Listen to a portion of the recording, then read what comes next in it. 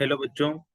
आज हम करने वाले हैं परम्यूटेशन एंड कॉम्बिनेशन के बाद जो चैप्टर पढ़ने वाले हैं वो है प्रोबेबिलिटी वाला। ये प्रोबेबिलिटी वाला चैप्टर बहुत ही सिंपल सा है। मैं तुम्हें सिंपल तरीके से इसको बताऊंगा कि कैसे कैसे तुम्हें इसको सोल्व करना चाहिए। इसके अंदर हम पढ़ेंगे कि जो मेन डेवलपमेंट किया है वो किस मैथमेटिशियन ने किया है। एक रशिया का मैथमेटिशियन था, उसने प्रोबेबिलिटी में थोड़ा सा और अच्छे से ग्रोथ करवाई है। उस चैप्टर के अंदर हमारे एग्जाम में मार्क्स आएंगे तो कैसे कैसे क्वेश्चन पूछे जाएंगे।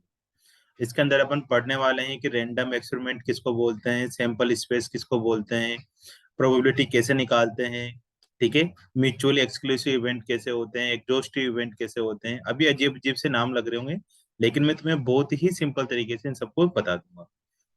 तो आइए अपन चलते हैं बच्चों प्रोबेबिलिटी की 11th क्लास की पहली वाली एक्सरसाइज 16.1 की तरफ। जो पहली एक्सरसाइज हमसे कहती है, इस एक्सरसाइज के अंदर हम क्या देखने वाले हैं बच्चों।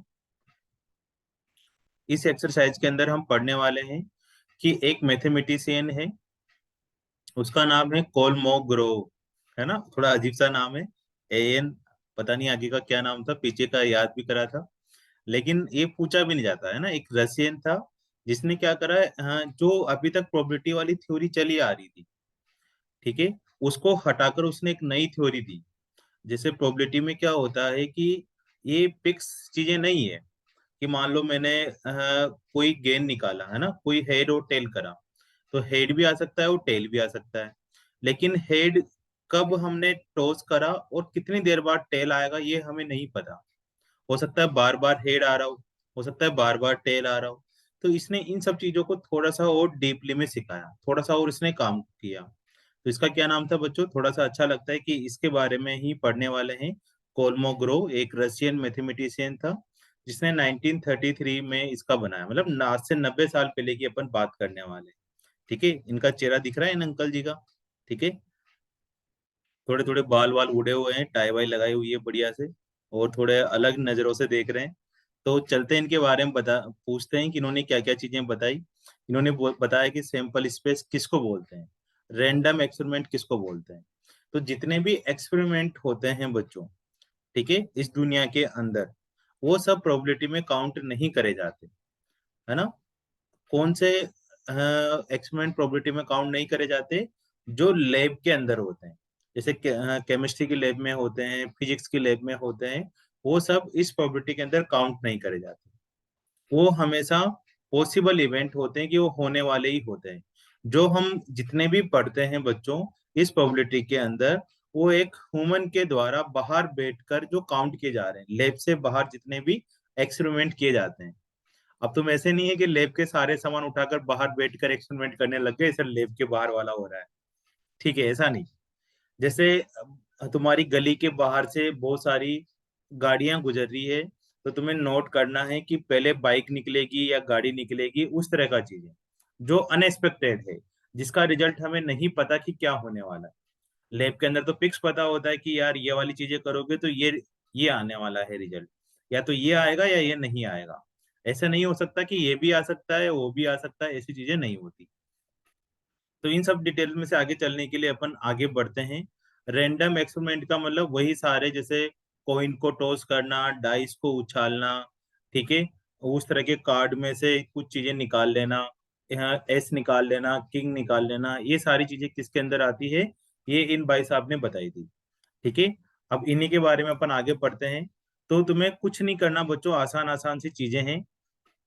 जैसे हमारे पास पहली वाली एक्सरसाइज की तरफ में चलूंगा, तो रैंडम एक्सपेरिमेंट का मतलब समझ में आ रहा है, तरह तरह के एक्सपेरिमेंट को अपन क्या बोल देते हैं, रैंडम एक्सपेरिमेंट बोल देते हैं, ठीक है। जैसे एक डाइस को उछालना, तो उसके अंदर क्या आ रहा होगा, 1 2 3 4 5 6 आ रहा होगा, उसको बोल देते हैं रैंडम एक्सपेरिमेंट, ठीक है। अब उसके अंदर एक दो चीजें और इस तरह की आती है कि जैसे सैंपल पॉइंट क्या होता है ना, सैंपल पॉइंट, ये तुम लोगों ने पढ़ा होगा, एक दो नाम में लिखवा देता हूँ यहाँ पर, सैंपल पॉइंट। नहीं पढ़ा तो कुछ आते भी नहीं है, बिल्कुल टेंशन नहीं लेना। सैंपल पॉइंट या एलिमेंट्री इवेंट, एलिमेंट्री इवेंट। जैसे हमारे पास एक डाइस को टॉस किया तो 1 2 3 4 5 6 आ रहा होगा, ठीक है। एक डाइस को टॉस किया, है ना। जैसे 1 2 3 4 5 6 आने को रैंडम एक्सपेरिमेंट बोल देते हैं। और इस तरह से जो सेट लगाकर लिखते हैं ना, इसको अपन क्या बोल देते हैं, आउटकम्स बोल देते हैं। इसको इस तरह से ब्रैकेट में लिखने को इनको क्या बोल देते हैं, आउटकम्स बोल देते हैं।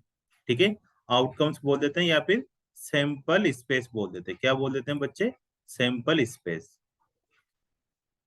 समझ में आ रहा है। सिंपल, अगर 1 2 3 4 5 6 लिखा हुआ है तो रैंडम एक्सपेरिमेंट, और अगर इसमें ब्रैकेट लगा दिया तो आउटकम्स और सैंपल स्पेस। अब सैंपल पॉइंट क्या होता है, सैंपल पॉइंट का मतलब एलिमेंट्री इवेंट, और सिंपल लैंग्वेज में बोले तो सिंगल एलिमेंट। जैसे यहाँ पर 1 लिख दिया अपन ने, या फिर 3 लिख दिया, या फिर 4 लिख दिया। इस तरह से एक एक इवेंट आने को क्या बोल देते हैं अपन, सैंपल पॉइंट बोल देते हैं। कुछ कुछ नाम आएंगे कि कंपाउंड, कंपाउंड पॉइंट बताओ, या कंपाउंड, कंपाउंड इवेंट पता करो, कंपाउंड इवेंट पता करो। इसका मतलब होता है बच्चों कि इस ब्रैकेट के अंदर एक से ज्यादा एलिमेंट आना। एलिमेंट का मतलब अंदर वाली चीजों को रैंडम एक्सपेरिमेंट भी बोलते हैं और एलिमेंट भी बोलते हैं। जैसे 3 4 7 6 आ जाए, इन सबको क्या बोलते हैं अपन, कंपाउंड इवेंट बोलते हैं, जिस ब्रैकेट के अंदर एक से ज्यादा एलिमेंट आ जाए। ब्रैकेट कौन सा लगाना है, कर्ली ब्रैकेट वाला। ठीक है, बिल्कुल साफ साफ समझ में आ रहा है। ये जो तुम्हारी पहली एक्सरसाइज है वो 10th के बेसिस पर ही है, ज्यादा इसमें कोई दम वाली बात नहीं है। फिर भी थोड़ा सा 10th से प्रो लेवल पे चीजें कर रहे हैं, प्रोबेबिलिटी पढ़ रहे हैं, प्रो लेवल पढ़ रहे हैं। तो चलते हैं बच्चों इसकी तरफ आगे। हम पहला क्वेश्चन की तरफ देखते हैं। पहला क्वेश्चन मेरे को पता है, पहली वाली एक्सरसाइज का तुम खुद से भी कर सकते हो। 1 to 7 जो क्वेश्चन है वो लगभग लगभग सेम से ही क्वेश्चन है बच्चों। तो इसके बारे में डिस्कस करते हैं कि सैंपल स्पेस लिखना है। सैंपल स्पेस का मतलब मैंने बताया था कि कर्ली ब्रैकेट के अंदर लिखने को सैंपल स्पेस बोल देते हैं। अब एक कॉइन को टॉस करें अगर 3 टाइम्स तो कितने सैंपल स्पेस आएंगे, है ना। तो 2 raised to power n इसका फॉर्मूला होता है, और n कितना है 3, तो 2 raised to power 3 कितना जाएगा बच्चों, 8 आंसर आ जाएगा। अब ये 8 में कौन कौन से सैंपल स्पेस आने वाले हैं वो लिखते हैं। पता है तुम्हें कैसे लिखते हैं, पहले तुम्हें दो वाले लिख लो। पहले 3 वाले नहीं लिखकर 2 वाले लिखते हैं। देखो मैं यहाँ 2 वाले लिखता हूँ, head head, head tail, tail head, और टेल टेल। ठीक है, अब इन्हीं को ही एक बार और लिख लो, head head, head tail, tail head, tail tail. ठीक है, अब इनके आगे, आगे वाले 4 के आगे, जो स्टार्टिंग के 4 है उसके ऊपर या तो हेड हेड लगा दो चारों के ऊपर, या टेल टेल लगा दो, और नीचे वालों के ऊपर भी टेल टेल लगा दो। तो इस तरह से टोटल 8 आउटकम्स बन जाएंगे। ठीक है बच्चों, ठीक है, ये हो गया। अब बताओ तुम, एक डाइस को अगर थ्रो किया तो कितने आउटकम्स आएंगे। एक डाइस को 2 टाइम्स थ्रो किया तो 2 डाइस को एक बार थ्रो करो, या एक डाइस को 2 बार थ्रो करो, सेम आउटकम्स आते हैं, या सेम सैंपल स्पेस आते हैं। इसका फॉर्मूला होता है 6 की पावर n। इसका मतलब हो जाएगा बच्चों 6 का स्क्वायर = 36। अब इनको लिखते कैसे हैं, इनको इस तरह से स्टार्ट करते हैं, 1 1, फिर 1 2, फिर 1 3, 1 4, 1 5, 1 6। फिर क्या लिखेंगे बच्चों, 2 1, 2 2, ऐसे लिखते जाएंगे, 2 3, डॉट डॉट 2 6 तक। फिर ऐसे कहाँ लिखेंगे, 3 1, 3 2, ऐसे लिखते जाएंगे 3 6 तक। अब इधर कहाँ तक लिखेंगे, 4 1, 5 1, फिर 6 1, 6 2, 6 3, 6 6 तक। ऐसे अपन इवेंट लिख देंगे सारे के सारे। इसके बीच में और आएंगे, टोटल मिलाकर एक लाइन में 6 आ रहे हैं, 6 6 6 6 कितने हो जाएंगे, 36 हो जाएंगे। ये सारे लिखने हैं तुम्हें। चलो आओ, अब इसमें बताओ, एक कॉइन को टॉस करेंगे तो कितने टाइम्स बाद टॉस होगा बच्चों, ये 4 टाइम्स करें तो फॉर्मूला क्या होगा, 2 raised to power n, 2 raised to power 4 = 16। इसका आंसर 16 आ जाएगा। तो तुम्हें 16 बार लिखने हैं, 8 बार लिख दिए, इनको 8 टाइम्स और लिख दो, जैसे आया था ना 3 कॉइन का, वापिस 8 टाइम्स ऐसे फिर लिख दो। और स्टार्टिंग के आगे के जो 8 नंबर है उनके आगे हेड हेड लगा दो, और जो नीचे के है 8 उनके नीचे टेल टेल टेल लगा दो। ठीक है ना, ऐसे हेड हेड लगाते जाओ, नीचे वाले के अंदर टेल टेल। तो ये कितना हो जाएगा, टोटल 16 हो जाएगा। अब एक कॉइन को टॉस करा और एक डाइस को टॉस करा तो क्या क्या आउटकम्स आ सकते हैं। पहले कॉइन को टॉस करना है, फिर डाइस को टॉस करना है। तो कॉइन को टॉस करेंगे तो बच्चों हेड आ रहा होगा, और हेड के साथ डाइस को टॉस करेंगे तो 1 भी आ सकता है, हेड के साथ 2 भी आ सकता है, हेड के साथ 3 भी आ सकता है डाइस का, हेड के साथ 4 भी आ सकता है, हेड के साथ 5 भी आ सकता है, हेड के साथ 6 भी आ सकता है। हो सकता है टेल आ रहा हो, तो टेल के साथ 1 आ सकता है, टेल के साथ 2 आ सकता है, 3 आ सकता है, 4 आ सकता है, 5 आ सकता है, 6 आ सकता है। ये सब बताए थे अपने को कोलमोग्रोव ने। ठीक है ना, नाम याद रखना अंकल जी का, काम आता ही है थोड़ा थोड़ा सा तो, है ना, समझाने में अच्छा लगता है। तो ऐसे अपने पास ये टोटल आउटकम्स आने वाले हैं। अब इसी का ही अपन अब फिफ्थ वाला पोर्शन करते हैं बच्चों, आसान आसान ही है। एक कॉइन को टॉस करना है और एक डाइस को रोल करना है। In case head is Sovan on the coin. एक कॉइन को टॉस करना है बच्चों, अगर उसमें हेड आता है तब डाइस को रोल करना है, अगर टेल आता है तब नहीं करना। तो ऐसे कितने सैंपल स्पेस बनाए जा सकते हैं। तो मान लो हमारे पास टेल आया तो कुछ करना ही नहीं है। अगर हेड आया तो डाइस को रोल करेंगे तो क्या आ सकता है, 1 आ सकता है। हेड फिर आया और डाइस को रोल करने पर 2 आ सकता था, हेड के साथ 3 आ सकता था, हेड के साथ 4 आ सकता है, हेड के साथ 5 आ सकता है, और हेड के साथ 6 आ सकता है, लेकिन टेल के साथ कुछ नहीं आने वाला। तो ऐसे टोटल इतने आउटकम्स बन सकते हैं, 7 आउटकम्स। अब 6 वाला करके दिखाओ, है ना। पढ़ लो एक बार क्वेश्चन को कैसे करें। 2 boys and 2 girls are in a room X. X room में 2 बॉयज और 2 गर्ल्स है। 1 boy and 3 girls in room Y. ठीक है, इसमें थोड़ी सी कम ज्यादा हो रखे हैं, उसमें तो इक्वल इक्वल थे। Specify the sample space of experiment in which a room is selected and the person. Room का सिलेक्शन करना है और पर्सन का सिलेक्शन करना है। तो बहुत ही आसान है। देखो अगर 2 बॉयज आए ना तो इनको ऐसे काउंट करा करो, B1 B2 बॉयज, और गर्ल्स के लिए G1 G2 गर्ल्स।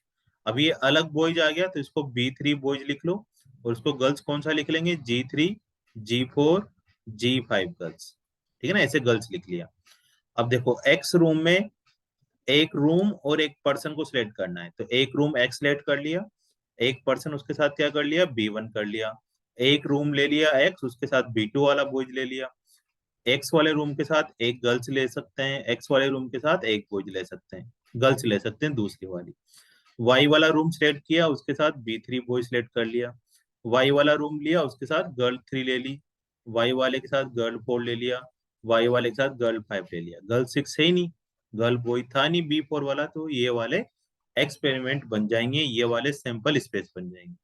अंदर वाले को रैंडम एक्सपेरिमेंट बोलते हैं और एलिमेंट बोलते हैं, और इसको अगर ब्रैकेट में, कर्ली ब्रैकेट में बंद कर दिया जाए तो उसको सैंपल स्पेस बोलते हैं या आउटकम्स बोलते हैं। ठीक है ना, सैंपल स्पेस और आउटकम्स एक ही बात है। एलिमेंट और रैंडम एक्सपेरिमेंट से रिलेटेड जो चीजें हैं वो सिंपल सेम सेम चीजें हैं। चलो आगे बढ़ते हैं क्वेश्चन नंबर 7 की तरफ। समझ में आ रहा है बच्चों। देखो अब इसमें क्या है कि एक डाइस है रेड कलर का, एक डाइस है रेड कलर का, और वन ऑफ वाइट कलर। एक डाइस कौन सा है, रेड कलर का, एक वाइट कलर का है और एक ब्लू कलर का है। इन अ बैग में है। One dice is selected eight the random and rolled. Its colour and number on it's upper most page is noted. Describe the sample space. बहुत ही आसान सा है। मान लो हमने एक डाइस का सिलेक्शन किया और रेड वाला आया, अब उसके अपर पेज पे क्या आ सकता है, 1 आ सकता है। रेड के साथ क्या आ सकता है, अपर पेज पे 2 आ सकता है, रेड के साथ 3 आ सकता है, रेड के साथ 4 आ सकता है, रेड के साथ 5 आ सकता है, रेड के साथ 6 आ सकता है। हो सकता था हमने जो डाई सिलेक्ट किया वो व्हाइट वाला हो, और व्हाइट के साथ अपर पेज पे 1 आ सकता है, 2 आ सकता है, 3 आ सकता है, 4 आ सकता है, 5 आ सकता है, 6 आ सकता है। इसी तरह से ब्लू वाले के साथ 1 2 3 आ सकता है, 4 आ सकता है, 5 आ सकता है, 6 आ सकता है। ये वाले सैंपल स्पेस बन जाएंगे। ठीक है बच्चों, सिंपल सिंपल से लिखने हैं। ऐसे तुम्हारे जो क्वेश्चंस आते हैं मोस्टली वो ऑप्शन में आ जाएंगे या एक एक मार्क्स के आ जाएंगे। इससे ज्यादा मार्क्स के तो काउंट होने वाले रहेंगे। अब चलते हैं अपन क्वेश्चन नंबर 8 की तरफ। 8 में दो पोर्शन है, दो क्वेश्चन है। क्या बोला जा रहा है कि एक एक्सपेरिमेंट में हमें रिकॉर्डिंग करना है, रिकॉर्ड चेक करने हैं बॉय और गर्ल के, composition of family with 2 children. एक फैमिली में दो चिल्ड्रन हैं, हो सकते हैं दोनों बॉयज हो सकते हैं दोनों गर्ल्स हो सकता है एक पहला वाला बॉयज दूसरा वाला गर्ल्स और बॉयज हो। इस तरह की सिचुएशन है। तो पहले वाले में लिखना है कि what is the sample space if we are interested knowing whether it is a boy और a girl in order of their birth. Birth का ऑर्डर भी ध्यान रखना है कि पहला बॉयज है दूसरी गर्ल्स है, पहला गर्ल्स है दूसरी बॉयज है। तो तुम इसमें क्या बना सकते हो बच्चों, इसमें हम बना सकते हैं कि पहली जो फैमिली है उसमें दोनों के दोनों बॉयज हो सकते हैं, दोनों की दोनों गर्ल्स हो सकती है, पहला वाला बॉयज हो सकता है, दूसरी वाली गर्ल्स हो सकती है। ठीक है, यहाँ B1 B2 लिखने की जगह हाँ ऐसे भी लिख सकते हो, BB भी लिख सकते हो, GG लिख सकते हो, BG और GB वाला के, है ना। मैं थोड़ा सा अच्छे से लिखता हूँ। B1 B2 लिखते हो तो बेटर है, नहीं लिखोगे तब भी चलेगा। कि पहली वाली बॉयज दूसरा वाला भी बॉयज हो रहा हो, पहली वाली गर्ल हो रही हो दूसरी वाली भी गर्ल हो रही हो, पहले बॉयज हो जाए दूसरे गर्ल हो जाए, पहली गर्ल हो जाए दूसरा वाला बॉयज हो जाए, है ना। इस तरह से ये वाला एक्सपेरिमेंट नहीं होगा, B1 G1 नहीं होगा, पहला वाला बॉयज और दूसरी वाली गर्ल्स ऐसे लिखना है ना। तो यहाँ पर टोटल चार सैंपल स्पेस आने वाले हैं, boys boys girls girls boys girls girls boys. ठीक है, अब एक और सैंपल स्पेस लिखना है सेकंड वाले में। हमें जानने में इंटरेस्टेड है कि number of girls in the family, family में कितनी गर्ल्स हो सकती है। तो देखो बच्चों, अगर दो बॉयज वाली कंडीशन हुई तब तो क्या होगा, जीरो गर्ल्स होगी। अगर दो गर्ल्स वाली कंडीशन हुई तो दो गर्ल्स हो जाएगी। अगर एक बॉयज और एक गर्ल्स वाली कंडीशन हुई तो एक गर्ल्स हो जाएगी। एक गर्ल्स और एक बॉयज वाली कंडीशन हुई तो एक गर्ल्स हो जाएगी। तो जब भी ये इस तरह से रैंडम एक्सपेरिमेंट लिखते हैं तो इसमें कोई चीज अगर दो बार आ रही हो तो उसको एक ही बार काउंट करेंगे। 0 1 एंड 2 सीक्वेंस में लिख दो, नहीं लिखोगे तो 0 2 1 भी चल जाएगा। तो ये वाला आंसर आने वाला है 0 1 और 2। ठीक है बच्चों, ये जो लिखा है ये भी ठीक है, लेकिन मोस्टली आंसर तुम्हारा यही मैच करने वाला है, पीछे ऊपर वाला गलत नहीं है, लेकिन उसको दो बार नहीं लिखते हैं अपन। तो अगर ठीक माना जाए ऊपर वाले और नीचे वाले में से तो ज्यादा ठीक नीचे वाला है। ठीक है, क्योंकि इसके अंदर एक एक ही लिखा जाता है, सिंगल एलिमेंट को एक ही बार लिखा जाता है। चलो बच्चों क्वेश्चन नंबर 9 की तरफ चलते हैं। समझ में आ रहा है, नंबर ऑफ गर्ल्स की कितनी गर्ल्स आ सकती थी। पहले दो बॉयज है तो जीरो गर्ल्स आ जाएगी, दो गर्ल्स है तो टू गर्ल्स आ गई, इन दोनों में सिंगल सिंगल आ रहा था। बहुत बढ़िया बच्चों, क्वेश्चन नंबर 9 की तरफ चलते हैं। एक बॉक्स है उसमें एक रेड बॉल है और तीन आइडेंटिकल व्हाइट बॉल है। ठीक है ना।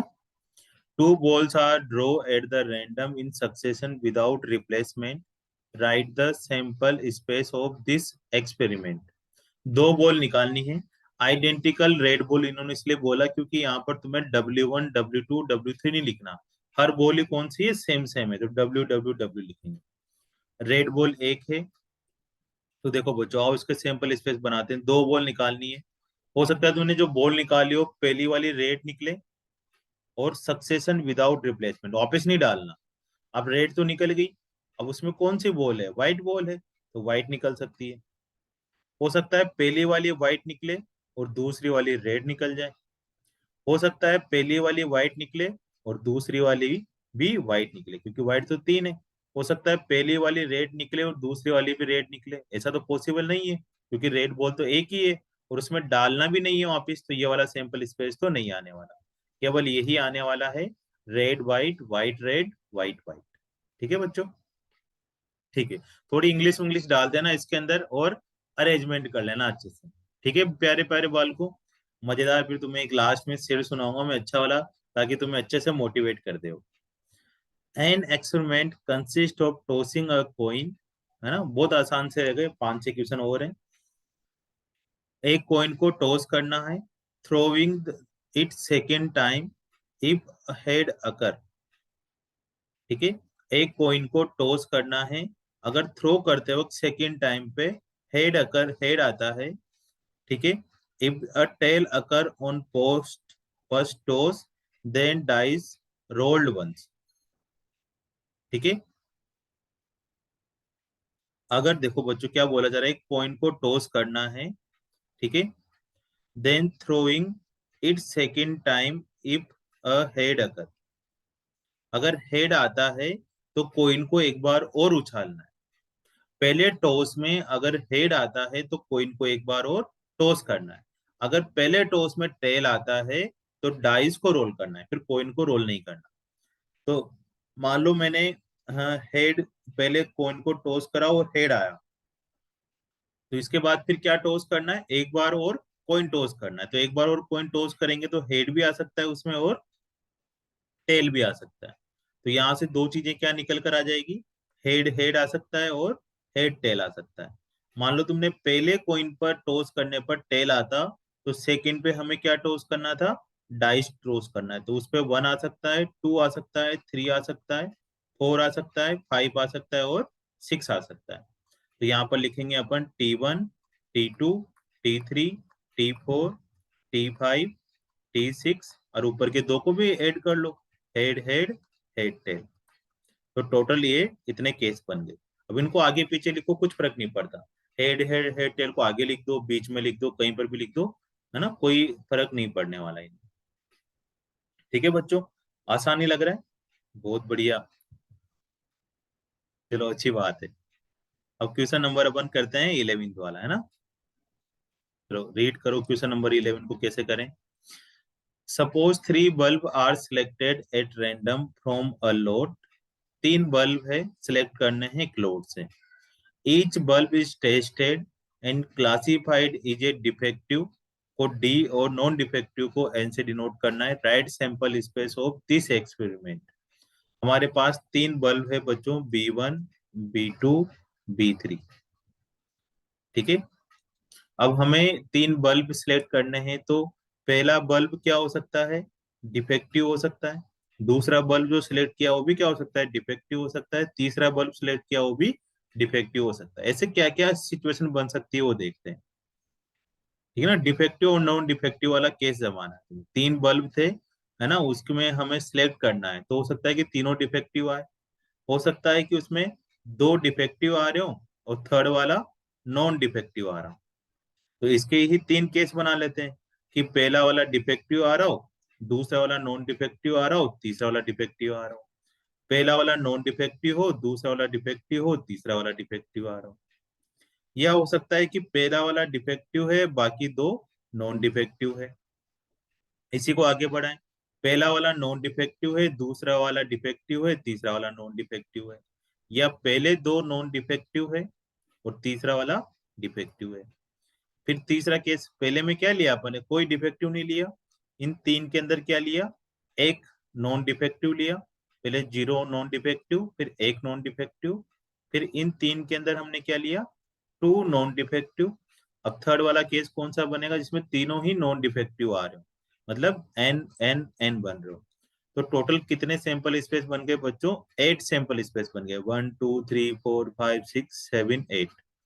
तो इसमें हम ये भी बना सकते थे सिंपल कि एक कॉइन होता है ना, एक कॉइन, उसको टॉस करने पर हेड और टेल आता है। इसी तरह से जो एक बल्ब है उसके 2 पार्ट बन रहे हैं बच्चों, एक डिफेक्टिव और एक नॉन डिफेक्टिव। तो 3 कॉइन को टॉस करने पर कितने सैंपल स्पेस बनते हैं, 2 raised to power n, मतलब 2 raised to power 3 is equal to 8 case बनते हैं। इसी तरह से इसमें 3 बल्ब के भी कितने केस बनने वाले हैं बच्चों, 2 raised to power 3, क्योंकि 2 आ रहे हैं तो 2 raised to power n लिख देंगे और यहाँ पर 8 आंसर है। तो ऐसे बताकर भी बता सकते हो, डायरेक्ट 8 भी आंसर लिख सकते हो। ठीक है ना, ऐसे केस बना बना कर पढ़ लो। अब क्वेश्चन नंबर 12 करते हैं तुम्हारे लिए, पढ़ो आराम से।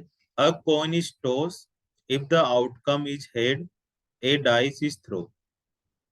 A coin is toss if the outcome is head, यदि आउटकम क्या आता है, हेड आता है, तो डाइस को थ्रो करना है। अब dice of an even number, then dice throw again. ठीक है, मजेदार क्वेश्चन है। राइट सैंपल स्पेस लिखने हैं। ठीक है, एक कॉइन को टॉस करना है। देखो क्या क्या सिचुएशन है, एक कॉइन को टॉस करना है, अगर हेड आता है, ठीक है, if the outcomes is head, तो एक डाइस को थ्रो करना है। अब डाइस पर क्या आता है, अगर इवन नंबर आता है तो फिर एक और डाइस को थ्रो करना है। अगर हेड आया और उस डाइस पर क्या है, ओड नंबर आता है, तो आगे प्रोसेस को कुछ नहीं करना। और मान लो अगर टेल आ जाता है पहले कॉइन पर, तो आगे जाना ही नहीं है। ठीक है बच्चों, ये वाले केस बन रहे हैं। एक हेड को टॉस करने पर एक डाइस आएगा, एक डाइस पर अगर इवन नंबर आता है तो एक बार और उछालना है। एक हेड आया और उस पर एक डाइस आया, डाइस पर ओड नंबर आया तो कुछ नहीं करना, टेल आया तो कुछ नहीं करना। तो बच्चों यहाँ से सैंपल स्पेस बनाते हैं। ठीक है, मान लो पहला जो मैंने करा उस पर टेल आया है ना, उल्टा चलते हैं, इधर से उधर से भी आ सकते हैं, इधर से भी आ सकते हैं। टेल आया तो कुछ नहीं करना है ना, जाना ही नहीं आगे। दूसरा, अगर हेड आया और डाइस को उछालने पर वन आया, मतलब ओड नंबर आया, तब भी कुछ नहीं करना, आगे जाना ही नहीं है। हो सकता है हेड आया और उस पे ओड नंबर थ्री आ गया हो सकता है एड आया और डाइस पे ओड नंबर फाइव आ गया हो। ये तीन ही ओड नंबर आ सकते हैं डाइस पे, क्योंकि एक से लेकर छह तक हो सकते हैं। अब मान लो तुम्हारे पास हेड आया, ठीक है, और उस पर क्या आ गया, टू आ गया। अब टू आ गया बच्चों, तो तुम्हें क्या करना है, इस पर डाइस को थ्रो करना है। अब डाइस को थ्रो करना है, उस पर क्या आ सकता है, कोई सा भी नंबर आ सकता है, वन आ सकता है, टू आ सकता है। तो आगे वाले तो सेम ही चलते जाएंगे। हेड आया और टू आया तो डाइस पे टू आ सकता है। हेड आया टू आया तो डाइस को उछालेंगे तो थ्री आ सकता है। हेड आया टू आया डाइस को उछालेंगे तो फोर आ सकता है। हेड आया टू आया फाइव आ सकता है, सिक्स आ सकता है ना, ये वाला केस बना। या हो सकता था कि मैंने टॉस करा, इनको सबको लाइन वाइज लिख देना, ऐसे ऐसे लिखते जाना, मैंने साम इसमें बना लिया ताकि तुम कंफ्यूज नहीं हो। अब मान लो हेड आया और डाइस को थ्रो करने पर टू की जगह फोर आ गया, तो अब डाइस को उछालेंगे नहीं उछालेंगे, तीसरे वाले को फिर करेंगे, क्योंकि जैसे ही इवन नंबर आते हैं तो एक डाइस और उछालना है। तो इसमें भी तुम्हारे पास छह केस बन जाएंगे। एच फोर टू आ रहा होगा, एच फोर थ्री आ रहा होगा, क्योंकि तीसरे डाइस पे तो कोई से भी नंबर आ सकते हैं ना, तीसरे नंबर पे फोर आ रहा होगा, फाइव आ रहा होगा और सिक्स आ रहा होगा, फाइव सिक्स आ रहा होगा। या हो सकता है कि जो तुम्हारा डाइस थ्रू किया तुमने, यहाँ पर क्या आ रहा हो, हेड सिक्स वन आ रहा हो, head six even number two आ रहा हो, head six even number three आ रहा हो, head six even number four आ रहा हो। इवन नंबर का मैं सिक्स के लिए बोल रहा हूँ क्योंकि सिक्स इवन नंबर आ रहा है, फाइव आ रहा हो और सिक्स सिक्स आ रहा हो। तो ऐसे तुम्हारे पास सिंपल स्पेस बनेंगे, वन टू थ्री फोर, चार तो ये बन गए और 18 बन जाएंगे। टोटल टू कितने केस बनेंगे, 22 आउटकम्स आने वाले हैं इसके। ठीक है बच्चों, तो तुम्हें ऑप्शन में से पूछ सकते हैं वो कि कितने आउटकम्स आएंगे, 22, 12, वन, कितने आने वाले।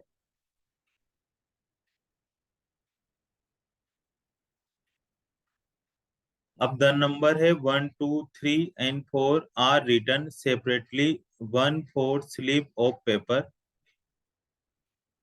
ठीक है, नंबर है one two three four written separately. हाँ, वन फोर स्लीप, जैसे अपन बचपन में खेलते थे ना, राजा चोर सिपाही या किंग जे क्वीन, इस तरह के नंबर। कि तुम्हारे पास चार स्लीप है बच्चों, उस पे एक पे वन लिख दिया, एक पे टू लिख दिया, एक पे थ्री लिख दिया और एक पे फोर लिख दिया।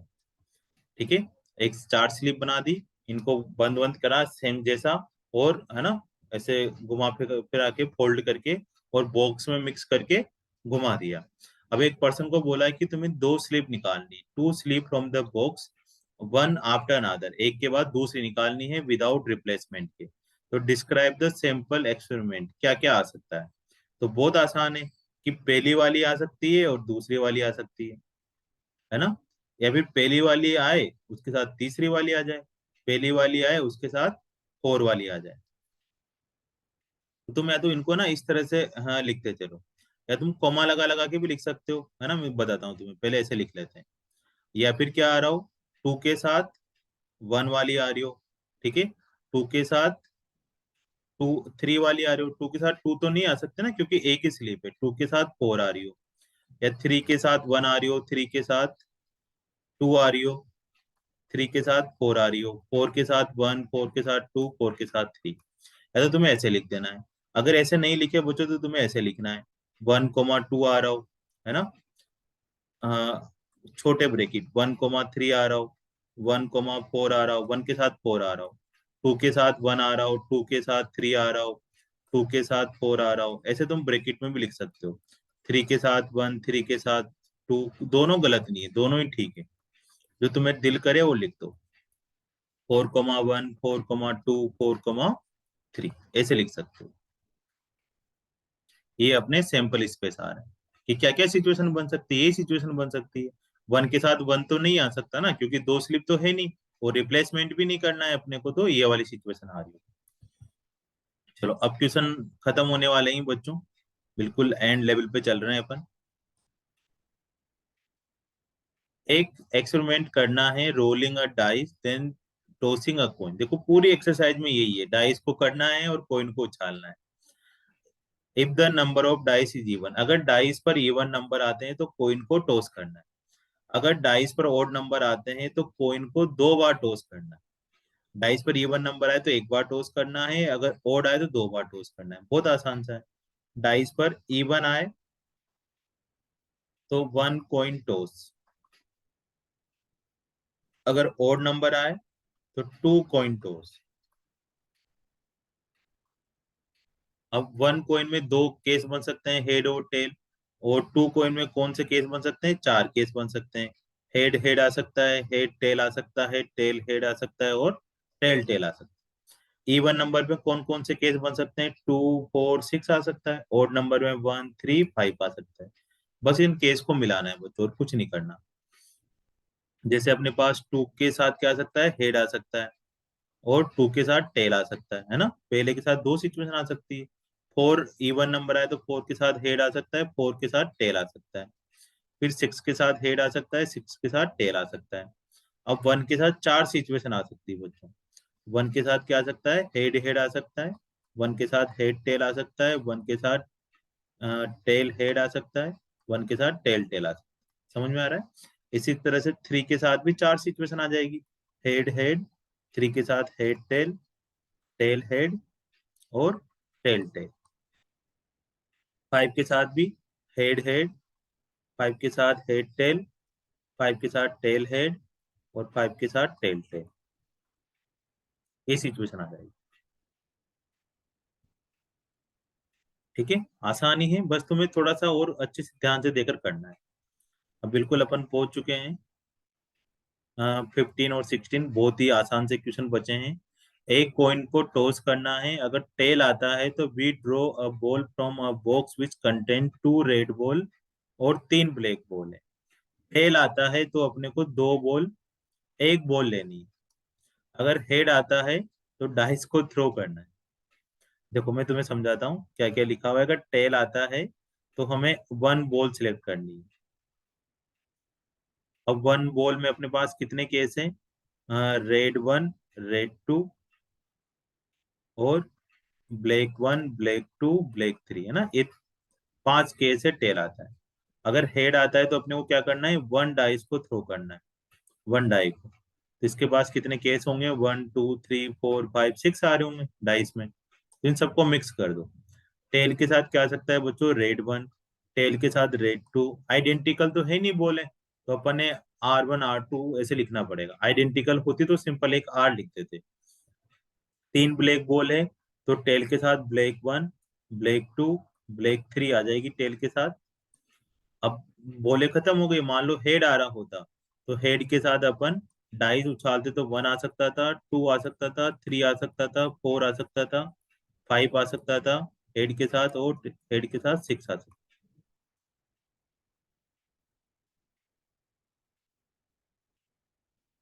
अ डाइस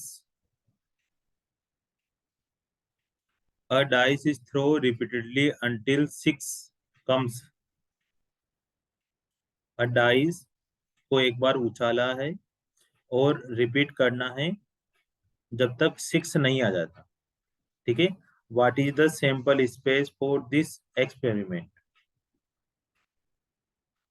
बहुत बड़ा क्वेश्चन है, इसके बहुत इनफाइनाइट नंबर आएंगे। कि मान लो तुमने, देखो मैं बताता हूँ, एक डाइस उछाला,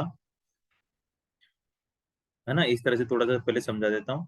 एक डाइस को उछाला और पहले नंबर पर ही क्या आ गया? 6 आ गया, तब तो केस खत्म हुआ, है ना। अब पहले नंबर में मान लो 1 आया, तो इसके बाद क्या करना पड़ेगा? तुम्हें एक और डाइस उछालना पड़ेगा। अब उस डाइस में क्या आ सकता था? कि 6 आ जाए, या 2 के साथ क्या आ जाए? पहले डाइस पर देखो, मैंने एक डाइस को थ्रो किया और एक डाइस पर ही कितना आ जाए? 6 आ जाए। अब मैंने एक डाइस को थ्रो किया, ठीक है। अब उसमें मान लो 6 नहीं आ रहा, 6 को छोड़ के 1, 2, 3, 4, 5 नंबर आ रहे हैं। तो मेरे को क्या करना पड़ेगा? सेकंड डाइस उछालना पड़ेगा इसके साथ साथ, और सेकंड डाइस हो सकता है 6 आ जाए। अब सिचुएशन तो ये भी आ सकती है ना कि पहले डाइस को उछाला उसमें भी 6 नहीं आया, दूसरा डाइस उछाला उस पर भी 6 नहीं आया, तो फिर क्या करना पड़ेगा, तीसरा डाइस उछालना पड़ेगा। ठीक है बच्चों। अब मान लो फिर तीसरे पे भी नहीं आया, तो फिर अपने को क्या करना पड़ेगा, चौथा ट्राई करना है। तो ऐसे तो कभी भी खत्म नहीं हो सकते, क्योंकि डाइस थोड़ी पता है कि 6 आ ही जाए। तो ऐसे में कैसे केस बनाते हैं कि पहले पर ही मान लो 6 आ गया, पहले पर ही क्या आ गया, 6 आ गया। हो सकता है कि पहले पर 1 आ रहा हो और दूसरे डाइस पर 6 आ रहा हो। ठीक है, पहले डाइस पे 2 आ रहा हो, दूसरे पे 6 आ रहा हो। पहले पर 6 नहीं आकर दूसरे पर 6 आ रहा हो। तो पहले पर 6 नहीं आ सकता, तो फिर क्या क्या आ सकता है, 1 2 3 4, ठीक है, 5, ऐसे 6 आ सकता है।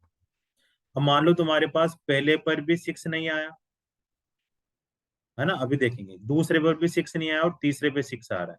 तो इनको फिल करना है। अब हमें यहाँ पर 1 1 आ सकता है, ठीक है, यहाँ पर 1 2 6 आ सकता है।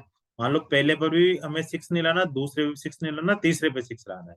तो ऐसे केस बनाने, 1 2, है ना, फिर 1 3 6 आ रहा हो। तो 1 से ऐसे केस बनते जा रहे हैं, समझ में आ रहा है। फिर 1 से और कौन से केस बन जाएंगे, 1 4 6, 1 5 6। अब 1 6 6 तो लिखेंगे नहीं, क्योंकि सेकंड पे 6 नहीं लाना।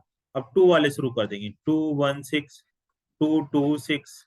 ऐसे तुम्हें ना खूब सारे नंबर लिख दो, अगर कुछ समझ में नहीं आ रहा तो खूब सारे नंबर लिख दो।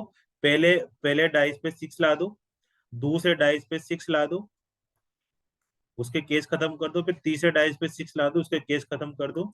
और धीरे धीरे ऐसे ऐसे लिखकर, ऐसे ऐसे करके इनफाइनाइट लिख दो, इनफाइनाइट सैंपल स्पेस। क्योंकि जरूरी नहीं है कि कभी भी सैंपल स्पेस पहले डाइस पर ही 6 आ जाए, हो सकता है दूसरे डाइस पे 6 आ रहा हो सकता है तीसरे पे आए, हो सकता है तुम 100 डाइस उछाल लो फिर भी तुम्हारा 6 नहीं आ रहा हो, है ना। तो ऐसे तो बहुत सारे केस बन जाएंगे बच्चों।